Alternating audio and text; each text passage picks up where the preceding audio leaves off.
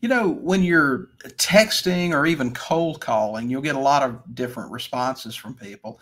Some people will be perfectly okay with what you're doing, and some people have a big problem with it. One of the responses that you may get a lot is, "How did you get my number?" And because a lot of people still don't get that this day and age, nothing is private. And so one of the questions we get asked a lot is, what's your response to that when someone says, "How did you get my number?" Do you tell them that you used PropStream or some tool like that? But our response, you got to remember, in cold calling especially, we try to keep things pretty conversational.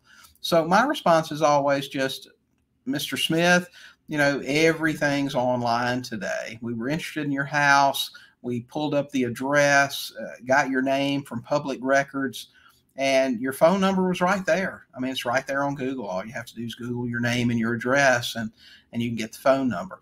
Don't overthink your responses to people, especially if they're hostile. Just be disarming, be nice, be polite, and just give them an honest answer to that question.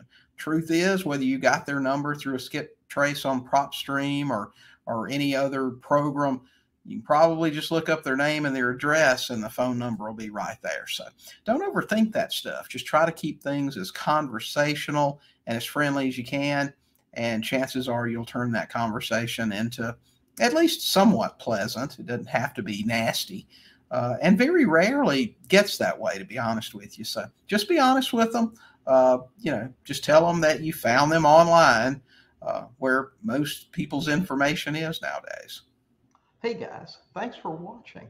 While you're here, don't forget to hit the subscribe button and check out these other great videos and podcast episodes.